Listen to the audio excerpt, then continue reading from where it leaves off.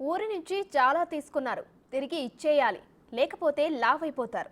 ఇది శ్రీమంతుడు సినిమాలో గ్రామాభివృద్ధి కోసం ధనవంతులకు సందేశం ఇచ్చే విధంగా రాసిన డైలాగ్. ఈ పదాలు జనాలను బాగా ఆకట్టుకున్నాయి. ఇప్పుడు అదే మెసేజ్ను జనాలకు ఇవ్వాలని సీఎం రేవంత్ రెడ్డి చెబుతున్నారు. అది మాదక ద్రవ్యాల వినియోగాన్ని అరికట్టే సందేశం. అలా చేస్తేనే టికెట్ల రేట్ల పంపిణీ సహా థియేటర్ల అనుమతి ఉంటుందని చెబుతున్నారు.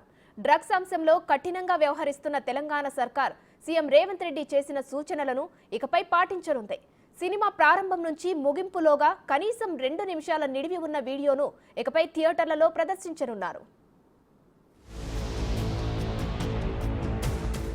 సైబర్ నేరాలు, డ్రగ్స్ కట్టడిపై తెలుగు సినీ పరిశ్రమ అవగాహన కల్పించాలని సీఎం రేవంత్ రెడ్డి సూచించారు. హైదరాబాద్లోని కమాండ్ కంట్రోల్ సెంటర్లో TG NAB cyber security bureau వాహనాలను సీఎం ప్రారంభించారు. అనంతరం జరిగిన సమావేశంలో తెలుగు చలనచిత్ర పరిశ్రమకు కొన్ని సూచనలు చేశారు. ప్రపంచం ఎదుర్కొంటున్న అతిపెద్ద సమస్య సైబర్ క్రైమ్ నేరాలను ఎదుర్కోవటంలో సైబర్ క్రైమ్ సమర్థవంతంగా పనిచేస్తోందన్న సీఎం ఈ విషయంలో తెలుగు సినిమా పరిశ్రమ కూడా తమ వంతు బాధ్యత వహించాలని ఆదేశించారు.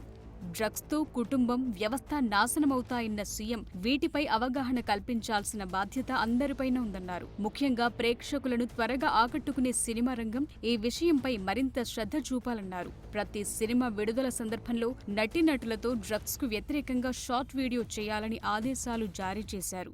కోసం ప్రభుత్వాల దగ్గరకు వస్తున్నారు కానీ సామాజిక సమస్య అయిన సైబర్ క్రైమ్, డ్రగ్స్ నియంత్రణలో మీరు మీ సామాజిక బాధ్యతను నెరవేర్చడం లేదు అని మా ప్రభుత్వం భావిస్తుంది.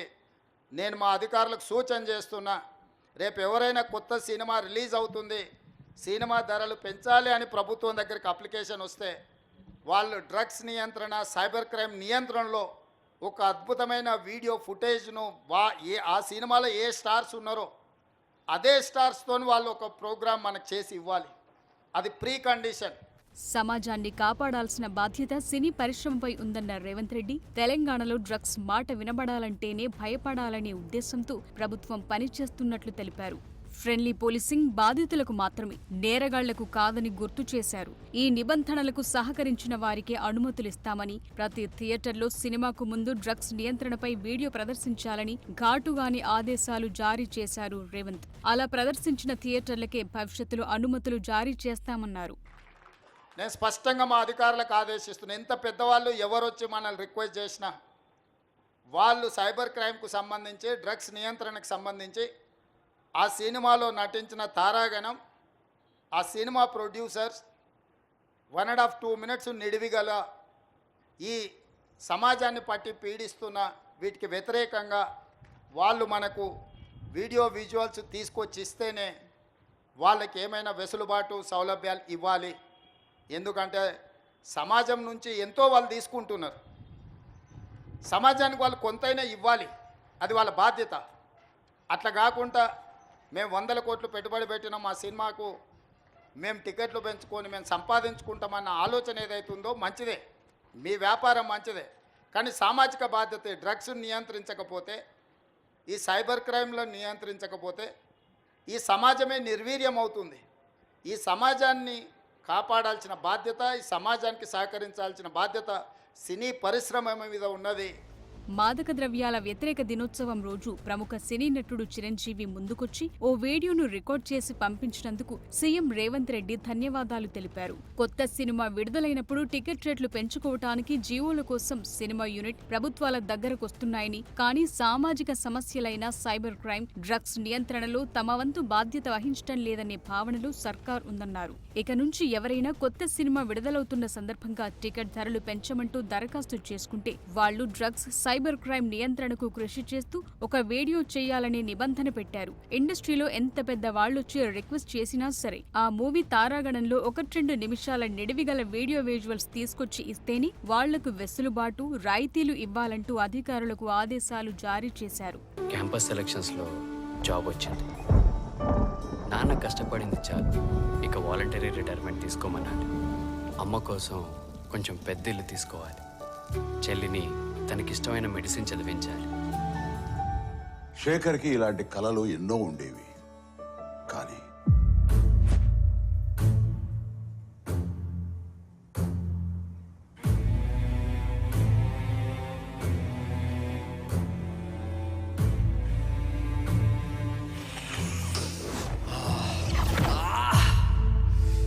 డ్రగ్స్ అలవాటు అయ్యాక శేఖర్కి తన కళలతో పాటు జీవితంలో మరెన్నో దూరం అయ్యాయి. అమ్మా, స్టోర్కి వెళ్ళొస్తానమ్మా. సమాజం నుంచి సినిమా రంగం ఎంతో తీసుకుంటోందని, సమాజానికి వాళ్లు కొంతైనా ఇవ్వాలని సీఎం రేవంత్ రెడ్డి ఆదేశించారు. దీన్ని ఇండస్ట్రీ కనీస బాధ్యతగా వహించాలన్నారు. సినిమా కోసం 100 కోట్లు పెట్టుబడి పెట్టి టికెట్ల రేట్లు పెంచుకుని సంపాదించుకుంటున్నామన్న ఆలోచన మంచిదేనన్నారు రేవంత్. వ్యాపారంతో పాటు సామాజిక బాధ్యత కూడా అవసరమని ఇండస్ట్రీ గుర్తించాలన్నారు. గత ప్రభుత్వాల నిర్లక్ష్యం వల్ల నేడు కళాశాలలు, స్కూళ్లలోనూ గంజాయి దొరుకుతోందని, వీటిపై చర్యలు తీసుకునేందుకు సిబ్బందికి పూర్తి స్థాయిలో సహకారం అందిస్తున్నట్లు ముఖ్యమంత్రి తెలిపారు. సంపన్నులే కాకుండా మధ్యతరగతి, పేద యువకులు కూడా గంజాయికి బానిసలుగా మారుతున్నారని, సైబర్ నేరాలు, డ్రగ్స్ అరికట్టడంలో ఉత్తమ ప్రతిభ కనబరిచిన వారికి పదోన్నతులు కల్పిస్తామని ప్రకటించారు. అసెంబ్లీలో తీర్మానం ప్రవేశపెట్టి దీనికి సంబంధించిన విధి విధానాలు సిద్ధం చేస్తామని, మీడియా కూడా రాజకీయ వ్యవహారాలే కాకుండా డ్రగ్స్, సైబర్ నేరాల కట్టడికి కృషి చేయాలని సీఎం రేవంత్ రెడ్డి వ్యాఖ్యానించారు. ఎందరో యువకులు ఈ డ్రగ్స్కి ఆకర్షితులై తమ జీవితాల్ని నాశనం చేసుకుంటారు. మీకు తెలిసి ఎవరైనా ఈ డ్రగ్స్ అమ్మటం కానీ, కొనటం కానీ, వినియోగించడం కానీ చేస్తున్నట్లయితే ఆ సమాచారాన్ని వెంటనే తెలంగాణ యాంటీ నార్కోటిక్స్ బ్యూరోకి తెలియచేయండి. మీరు చేయాల్సిన ఫోన్ నెంబర్ 87-126-71111. మీ వివరాలు గోప్యంగా ఉంచబడతాయి. బాధితులను ఆ మత్తు నుండి దూరం చేయటమే వారి ఆశయం తప్ప శిక్షించడం కాదు. డ్రగ్స్ రహిత సమాజమే లక్ష్యంగా సాగుతున్న మన తెలంగాణ ప్రభుత్వ సంకల్పంలో నాతో పాటు మీరు చేతులు కలపండి.